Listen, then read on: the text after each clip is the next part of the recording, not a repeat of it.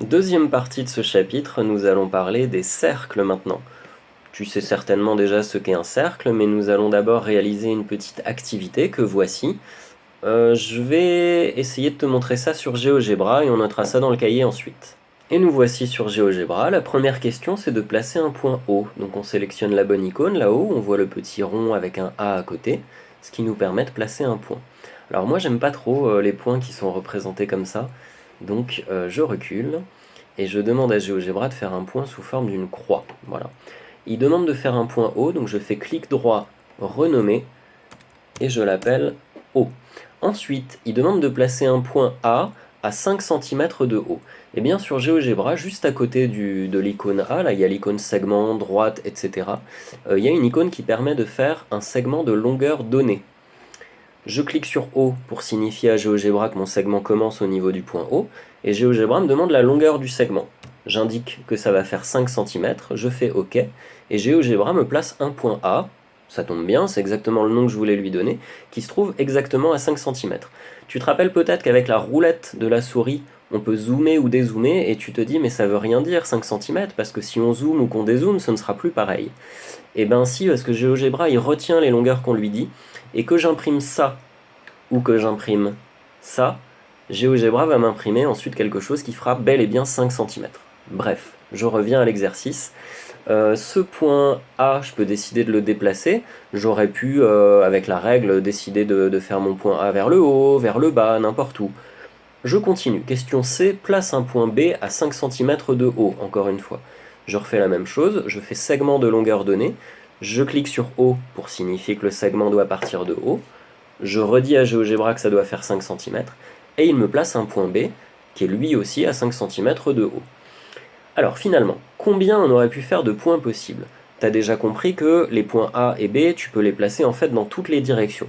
Pour que tu comprennes bien ça, je vais décider de demander au point B de tracer, d'afficher sa trace. Et puis maintenant, je vais essayer de bouger ce point B. Et quand je bouge le point B, GeoGebra garde toujours la distance de 5 cm par rapport à O, et on voit que j'aurais pu placer ce point B n'importe où sur ce rond là. Ce rond, tu sais que ça s'appelle un cercle, et plus précisément, on va dire que c'est le cercle de centre haut et de rayon 5 cm. Finalement, combien y a-t-il de points qui sont situés à 5 cm de haut? On aurait pu aller dans toutes les directions, il y en a donc une infinité, et ils sont tous situés, question E, sur le cercle. Donc comment peut-on les tracer tous? Il suffit d'utiliser un compas. Maintenant qu'on a vu ça sur GeoGebra, tu peux à ton tour faire la figure. Donc tu recopies les questions de ce mini exercice dans ton cahier, et puis tu fais ta figure à toi. Si jamais ton cercle de 5 cm il dépasse un peu et qu'il va sur le texte, c'est pas grave du tout. On peut répondre aux questions. Combien y a-t-il de points à 5 cm de haut? On a fait le point A, on a fait le point B, mais en fait on aurait pu faire d'autres points dans tous les sens, et il y en a donc une infinité. Dernière question, peut-on les tracer tous et comment? On ouvre le compas. De combien? De 5 cm, puisqu'on va vouloir faire des points qui sont tous situés à 5 cm du point O. On ouvre le compas à 5 cm, on plante sur O, et puis à l'aide du compas, on va tracer un cercle. Finalement, ce que je veux que tu comprennes, c'est qu'un cercle, c'est des points qui sont tous situés exactement à la même distance de ce point O, qu'on va appeler le centre du cercle. Et le 5 cm, cette même longueur qui est partout la même, on appellera ça le rayon du cercle. Alors justement, voici la définition. La définition exacte, ce sera que le cercle de centre O et de rayon 5 cm, c'est l'ensemble de tous les points qui sont situés à 5 cm du centre O. Cette définition, elle fonctionne pas seulement avec O et avec 5 cm. On aurait pu dire, par exemple, que le cercle de centre A et de rayon 10 cm, c'est tous les points qui sont situés à 10 cm de A, etc., etc. Une toute petite remarque maintenant, on va expliquer la différence entre un cercle et un disque. Un cercle, c'est par exemple un cerceau. Un disque, c'est par exemple une assiette ou un frisbee. Peut-être tu as déjà compris la différence. Un cerceau, c'est vide, je peux passer la main à l'intérieur. Donc on dira qu'un cercle, c'est pas rempli, il n'y a rien dedans. A l'inverse, un frisbee, une assiette, et donc ce qu'on appellera un disque, c'est rempli. Donc tu n'as qu'à dessiner très rapidement, sans même prendre le compas, hein, tu dessines vite fait comme ça, à main levée, un petit croquis d'un cercle et d'un disque, et tu vas juste colorier l'intérieur du disque pour qu'on comprenne bien que c'est rempli à l'intérieur. Voyons maintenant le vocabulaire du cercle qu'il faut connaître. Donc tu écris vocabulaire et tu fais un énorme cercle parce qu'on a beaucoup de choses à écrire à l'intérieur. Tu marques bien le centre du cercle avec une petite croix comme j'ai fait. Et puis tu peux noter au bout d'une flèche qu'il s'agit du centre du cercle. Ensuite on va voir le nom particulier de pas mal de segments qu'on peut construire à l'intérieur. Le premier segment dont on a déjà donné le nom, c'est par exemple celui-ci, ou celui-ci, ou celui-ci. Tous ces segments ont le même nom et ils s'appellent des rayons. Donc je le mets au bout d'une flèche et je dis que par exemple ce segment-là s'appelle un rayon. Je marque le point A, B, C, j'en aurai besoin tout à l'heure. Ensuite, on va faire un deuxième segment particulier, celui-ci, ou bien celui-ci. Donc ce sont des segments qui traversent entièrement le cercle et qui passent par le centre du cercle. Et bien ceux-là également, tu dois savoir comment ça s'appelle. Oh, je pense que tu sais déjà, ça s'appelle un diamètre. Donc de même que les rayons, il y en a une infinité, et ben les diamètres, il y en a une infinité aussi. On peut vraiment les tourner dans tous les sens à partir du moment où ça passe par le centre haut.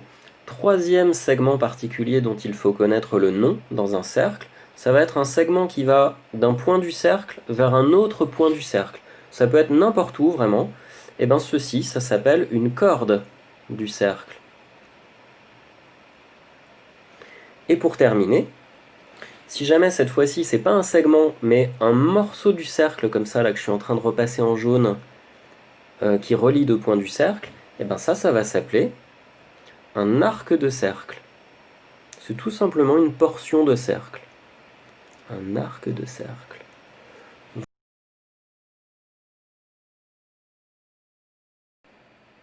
Tu vois que j'ai rajouté le nom des points un petit peu partout autour de ce cercle, ça va être pour pouvoir nommer et utiliser les notations mathématiques de ces différents éléments géométriques. Par exemple, les rayons, il y en a trois. Donc il y a le rayon qui va de O jusqu'à A, c'est donc le segment OA, crochet. Il y a celui qui va de O jusqu'à B. Il y a celui qui va de O jusqu'à C, mais il y en a aussi qui ne sont pas construits. Par exemple, on peut également parler du rayon OH, qui va de O jusqu'à H, même s'il n'est pas construit. Ensuite, pour les diamètres, il y a celui qui va de G jusqu'à F. Il y a celui qui va de D jusqu'à E, mais il y en a là aussi une infinité d'autres. Je continue avec les cordes. Il y a celle qui est déjà construite, qui s'appelle H, I.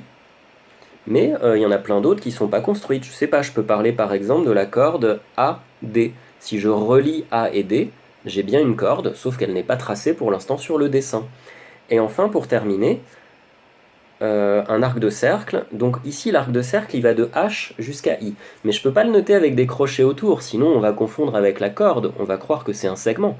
Là, ça n'est pas un segment, c'est quelque chose d'arrondi qui va de H jusqu'à I. Et bien pour montrer que c'est quelque chose d'arrondi, on va mettre un petit chapeau arrondi au-dessus qui rappelle la forme de l'arc de cercle et qui montre qu'il ne s'agit pas d'un segment, mais qu'il s'agit bien de l'arc de cercle. Pour terminer, on fait quelques petites remarques, disons, que tu peux noter ou pas, c'est à toi de décider. Par exemple, je pense que tu comprends que la longueur d'un diamètre, c'est le double de la longueur d'un rayon, puisqu'à l'intérieur du diamètre, il y a deux rayons qu'on peut faire. Par ailleurs, deuxième remarque, tu peux aussi noter qu'un diamètre, c'est une corde. Une corde, ça relie deux points du cercle. Un diamètre aussi, ça relie deux points du cercle. Donc un diamètre, c'est une corde. Mais c'est une corde spéciale parce qu'elle passe par le centre du cercle. Voilà, j'ai à peu près tout dit sur les cercles. Bon courage pour les exercices.